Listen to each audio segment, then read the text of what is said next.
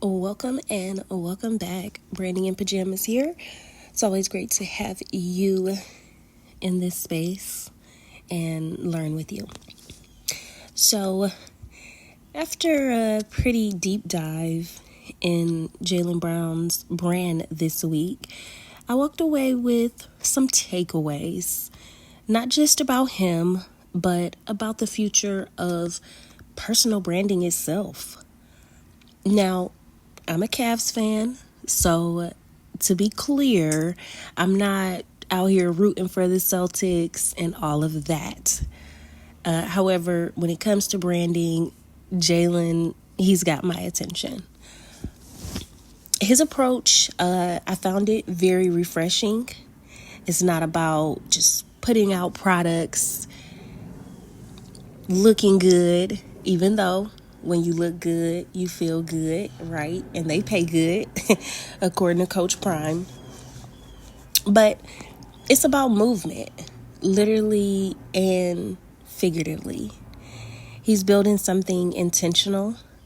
After watching his Sports Illustrated interview, Hot Ones, his conversation with 19 Keys, all on YouTube, of course, as well as a few other random interviews that my personalized algorithm recommended.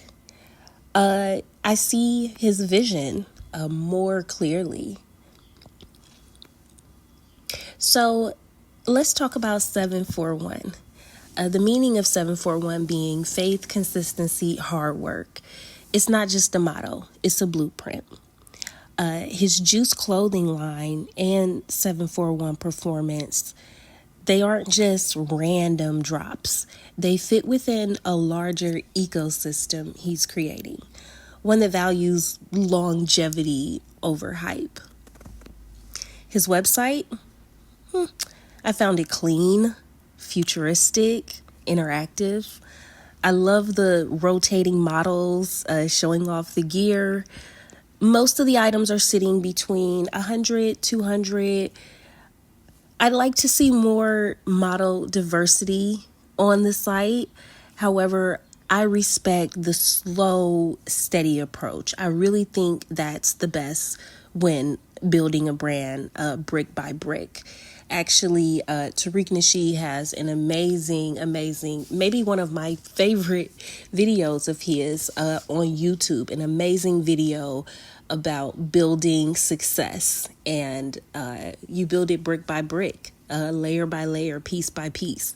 And so if you're able to find that on YouTube, that's an amazing video with a lot of information around the pillars that it takes to build a successful brand. The best brands learn from their first 500 customers before expanding. This is going to be exciting, just seeing the progress, seeing how people relate to 741, seeing what people think about it, seeing the next color waves people may want. I love black as it pertains to many things, but with fashion, I mean, 90% of my wardrobe, and keep in mind I'm a minimalist, but 90% of my wardrobe is black. So at the end of the day, it's the comfort, it's the sleekness, it's the vibe.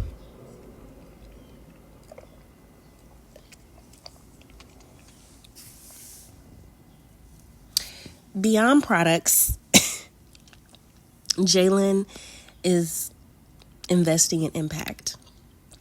His Black Wall Street project is about empowerment, economic growth, something every athlete turned entrepreneur should take notes on. Tech, already ahead of the curve, promoting products like Happy, which I want to explore more, as well as other technologies within the interactive, holistic, neurological space. Definitely something for us to keep our eyes out on. In my most recent article, I expressed some ideas of what the next revolution could look like. I love in the 19 Keys interview, Jaylen Brown discusses he didn't see the brand of the future, so he created it, basically. And that really resonated with me, like really being the change you want to see, and how being a builder makes you a part of that change. He kept saying, it's 2025. It's okay for us to do things differently. And it just warmed my heart. It should be safer, easier, more widespread to test and try and evolve with new ideas. And having athletes, entrepreneurs, community servants, having people like this in the community who almost like give people a reason to believe and a reason to dream. To me, that's what more than an athlete means to me. The ability to make someone else dream.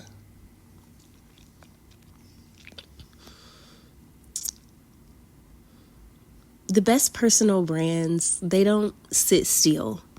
They create motion. Jaylen is proving brand isn't just about what you sell, it's what you stand for.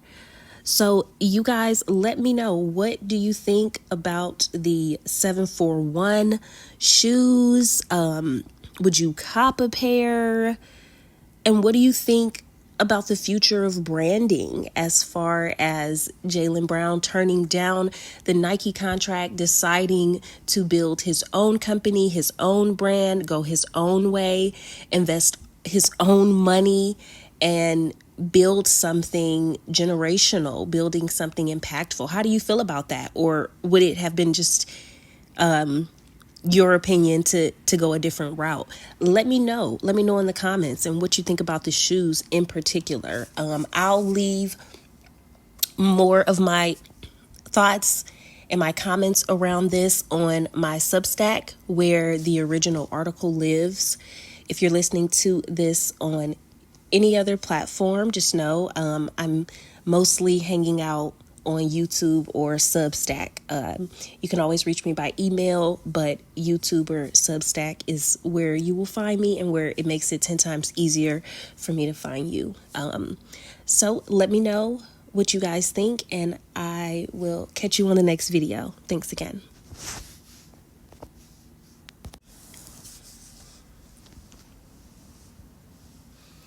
No, it was a lot of fun. Love the website. I talk about this in the article. The website was super cool. I always want to see more diversity. I want to see a nice, diverse range of people wearing the clothing. Because another part of it is like being a person who is designing for the future. I feel we have a responsibility to design ethically. And for me, the first layer of designing ethically is inclusivity. And that means, like, in my mind, personalizing things for a wide range of people, instead of the old approach and the fast fashion approach, which is basically get all these sizes, all these colors, all these different designs. Most of the things don't even sell, and then they go on the clearance rack, and then you lose money, and we have all of this pollution and all of this waste. So there's an element that I'm always looking for secretly when I grade these brands. In my mind and in my heart, I'm doing work for the community. I'm doing research for the community. I feel really good about the work I do, but I also have no problem holding companies accountable for the responsibility piece. So diversity and inclusion, like, huge responsibility to showcase that in the visuals. I noticed in the music video we were missing some diversity, and we can't forget that the first layer is really special when people can see themselves in your products, and that has a really powerful impact. And being responsible for things like waste, being responsible for, like, how much of this design are we going to produce? Like, I don't want my company to be another company that just has, like, so much product stored away in warehouses, and so much product building up and collecting by the ocean. Fast fashion is a huge issue with the pollution and all of these microplastics and all sorts of things. So a company of the future, in my opinion, along with a lot of other things I discussed in this journey, a company of the future will be mindful of, whether they're using new methods with 3D printers and people can get things very custom. We shouldn't have to make 5,000 of this if we only need this. And so that's the future I want to see, a future where we're using less. We're in agreement that, like, fashion and looking good isn't more important than the environment and the bees and the lakes and just our heart for nature. So responsibility is really up there for me. And so I check off a lot of boxes, but I will have my eyes open for the things that I felt I was missing, the diversity, the inclusion with a lot of the visuals, the social responsibility, things like community impact, which I talked about in the article as well. So all of these things represent brands of the future, as well as opportunities for other individuals to launch things and grow and build. And that's the sign of a good entrepreneur, putting other people on. So it shouldn't just be one boss. We're all not building the same thing. We're not doing the same thing. So it's not competition. People can build what they want, and people will always buy what they want. The Happy, HAPBEE, which we'll see, device is interesting. I've done reviews on a number of apps throughout the years. You just got to see if it stands up to the research. I don't think these things are like goofy science or magical thinking. I do believe there's a place, and if you have the research and development to back it up, then yes, this is absolutely the way of the future. So I want to research a little more on that before I can speak on it. It's great to see partnerships if people believe in the products.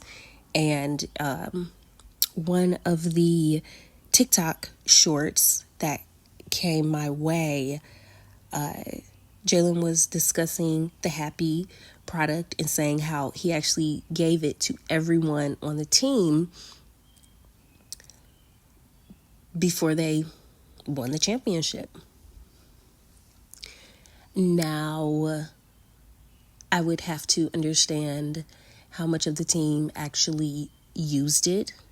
I would have to conduct an anonymous survey so the players feel comfortable without retaliation, that they can speak freely and they can actually admit, number one, whether they used it during that period of time or not. Did they experience what they thought they would, or did it suck? If the players feel comfortable answering those questions, then we can collect that data and we can move forward. And so even in the interview or showcase they were doing, he was on stage with a woman, and even after they said that piece, which, you know, that's cool to insert these things that way. It's all in what you want to do. The first thing the woman said was, you know, like after like the whole team, I gave it to the whole team, and she was like, and then you guys won. Wow, like that says a lot. Like that's impactful. And it's like, you know, this is why I'm happy I'm branding in pajamas. Like, that's not that impactful yet. Like, we would have to understand a few follow-up data points in order to say that. Giving everyone a gift, number one, doesn't mean everyone's going to use it. So we would have to get the numbers of people who actually used it, and then fully understand from them how they feel about it. And then we could understand if they felt it had 50%, 60%, 80% impact in their game. Still to be determined. But I like the direction things are going in.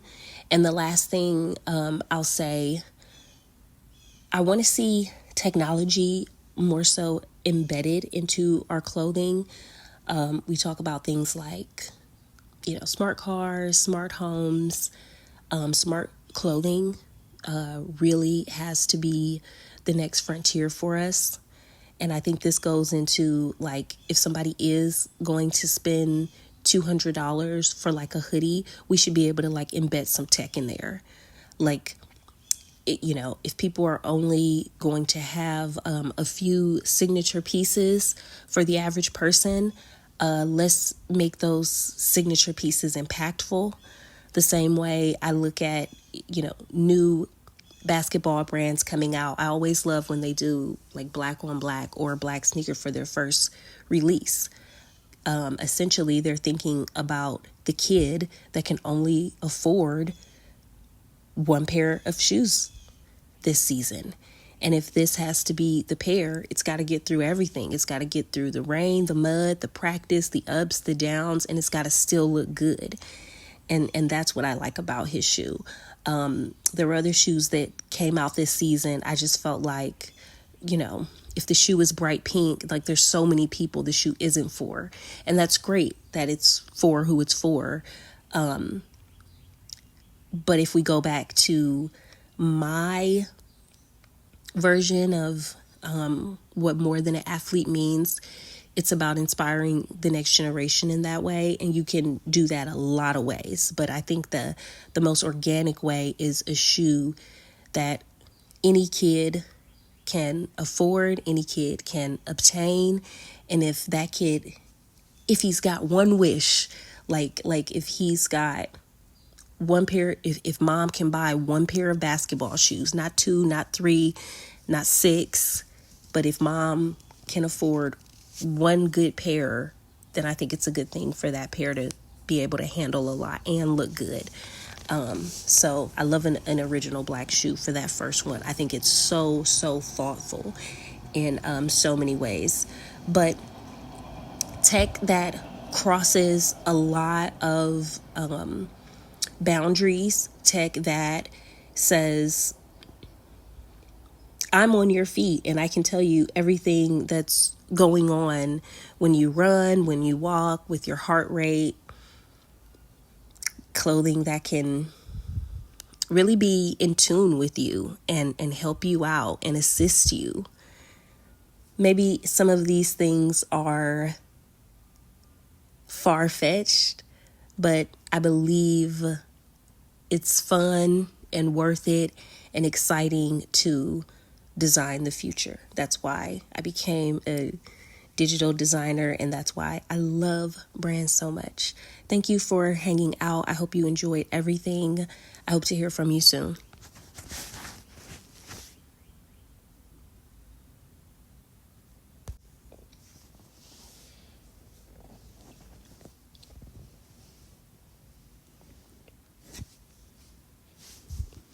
If you're still here, you're crazy, and I love it.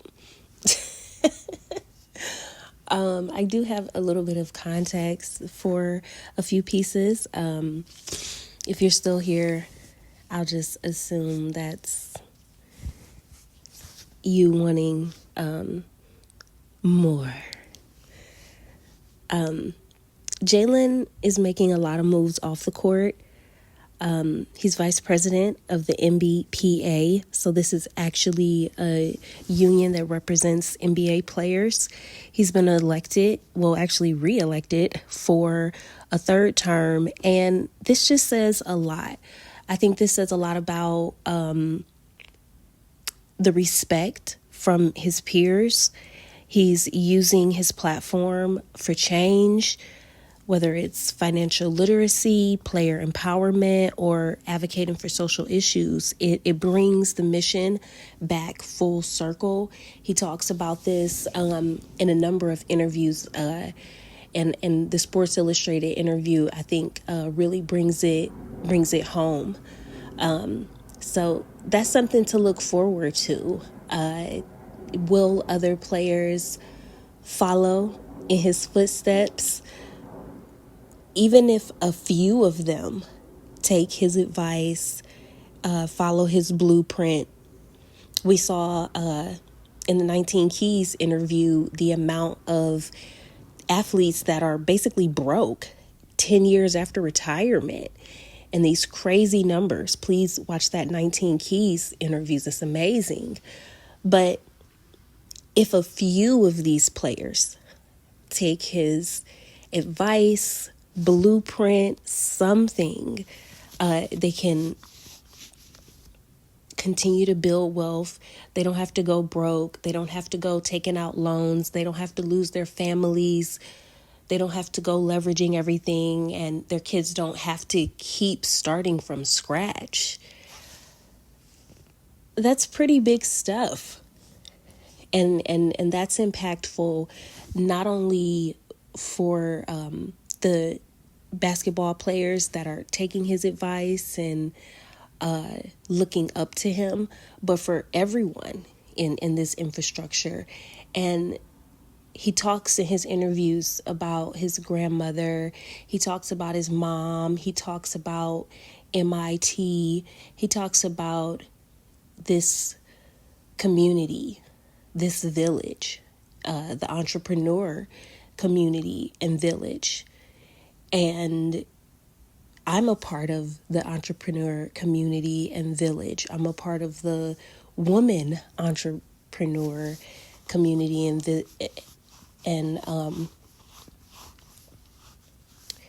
village. I'm a part of the Black women entrepreneurial community and village. It runs deep. It runs deep. And we have to look out for each other. We have to build these blueprints. We have to pass the blueprints down. It doesn't work if we don't pass the love and the knowledge and the good stuff on. That's why I believe teaching and educating, these are really the heroes in our society. They're the silent builders, and they're the why. They're the X factor. And so shout out to all of the people out there learning every day and teaching every day.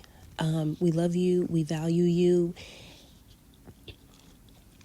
It's amazing to have you in the community. And Jaylen Brown, what an amazing, amazing, smart Black man to have in our community, representing us, representing his hometown in Georgia, representing Boston, collaborating with 19 Keys and representing Oakland and putting on for Oakland. I'm here representing for Cleveland, putting on for these amazing Cavs, whooping ass. Go Cavs all day, right? So it's just super, super exciting stuff. Black Wall Street and just like, oh my God, it sends shivers down my spine. Like this is where we need to be. This is on brand. This is the perfect time. And I just want to support in any way I can. And I hope you guys support. If you've been listening on YouTube to, over the years, a lot of people with a lot of ideas, right? A lot of opinions are here on YouTube. But I've always been an advocate with how much education resides here and how much impact.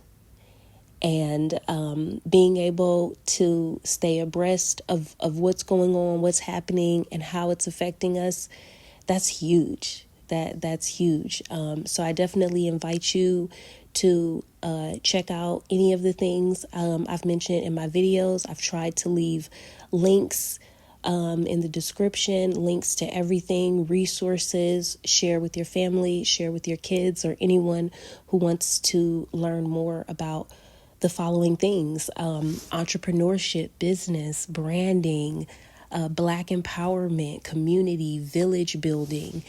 This is going to be a great brand to watch. And now I will get out of here. I hope you enjoy the rest of your day or night, and we'll catch you for real on the next one.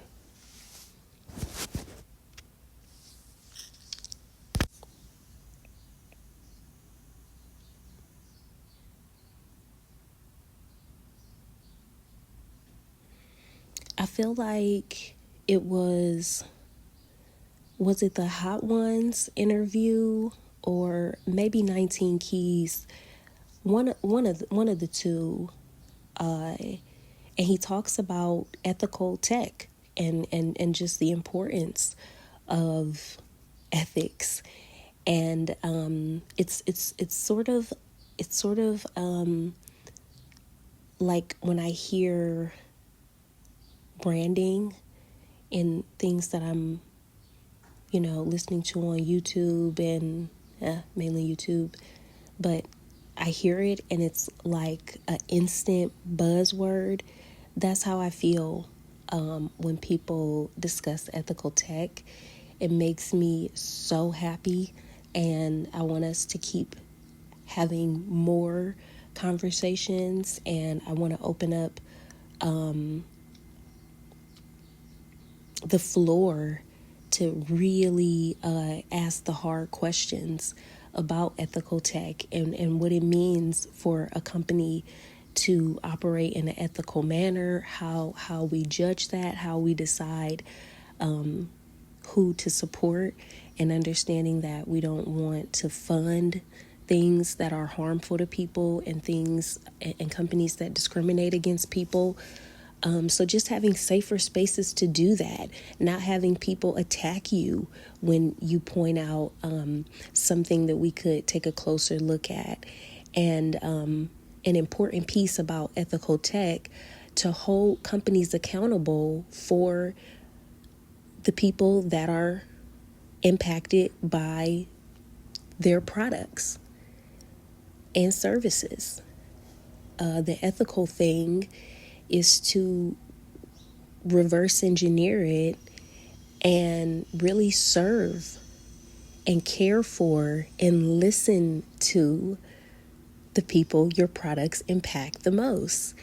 And research will show us that in more situations that I'm comfortable with, large communities are impacted heavily in a negative way by these products and services, and no one cares. No one wants to listen. No one wants to collect that data. No one gives a flying you know what. And that has to change. And it starts by opening up ethical conversations. I think sci-fi movies and futuristic tech movies do an amazing job with opening up that conversation. Some of my favorites are movies like Blade Runner, Tron,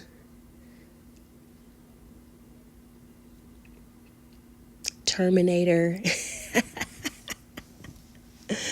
No, Blade Runner, Surrogates. It's just, iRobot, conversations that have to become more and more normal. And what certain communities will or won't accept. So these are all things I believe we should just keep the conversation open. I've discussed products like Neuralink in the past, and things just come full circle, even with the importance of certain characters in history right now, characters like Elon Musk. And when you think about products that impact people and impact them from a neurological level, we're talking serious things in the future.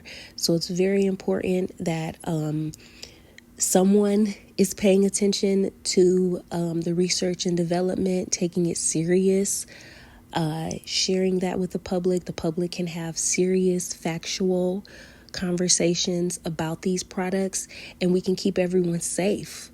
It's a thin line between great, amazing, life-changing. People can walk, people can run. This is amazing, and a really scary dystopian future. And the only way to really guard that line is through ethics. And so I so believe in us developing an ethics committee to tackle these things head on.